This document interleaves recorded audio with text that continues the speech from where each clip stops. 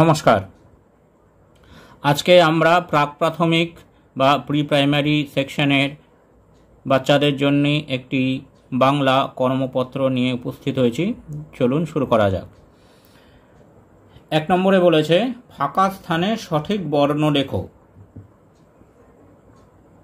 1 নম্বরে ক ড্যাশ ম, তাহলে এটি হবে কলম, ক ল ম কলম। তারপর হচ্ছে আ নয়াকার ড্যাশ দন্তস্ব আনারস, মাঝখানে হবে বয়শূন্য র। তারপর 3 নম্বরে বয়কার গয় হস্যু, তারপরে দন্তন্য বেগুন। তারপরে 4 নম্বরে চ শূন্যস্থান ময়াকার, শূন্যস্থানে হবে তালিবস্য চশমা। তারপরে প শূন্যস্থান প থ পথ। এইবার 2 নম্বরে বলেছে পরের বর্ণটি লেখো। প্রথমে আছে অন্তস্থ জ, অন্তস্থ জয়ের পরে হবে বয়শূন্য র। তারপরে আছে ডয় বিন্দু র, ডয় বিন্দু র এর পরে হবে ঢয় বিন্দু র। তারপরে আছে ফ, ফ এর পরে হবে ব। তারপরে আছে তালিবস্য, তালিবস্যর পরে হবে মধ্যনস্য। এইবার 3 নম্বরে বলেছে এলোমেলো বর্ণগুলিকে সাজিয়ে শব্দ তৈরি করো। অর্থাৎ এখানে বর্ণগুলি এলোমেলো করে সাজানো আছে, সঠিকভাবে সাজিয়ে লিখতে হবে। এখানে আছে ল আ পে, অর্থাৎ এটি হবে আ পয়কার ল আপেল।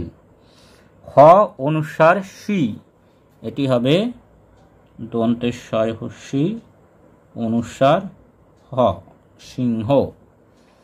বর্গুজ্জ ত ময় হস্যু র, এগুলি সাজালে আমরা পাবো তরমুজ, ত বয়শূন্য র ময় হস্যু বর্গেজ্য তরমুজ।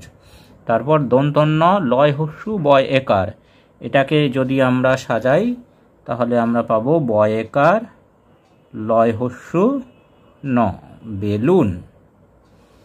এবার 4 নম্বরে বলেছে ছবি দেখে সঠিকভাবে মেলাও। এটি বাড়ির ছবি, এটি মেঘের ছবি, এটি টেবিলের ছবি, আর এটি পুতুলের ছবি। তাহলে বাড়ি আর বাড়ির লেখা বানান যেটি সেটি মেলাতে হবে।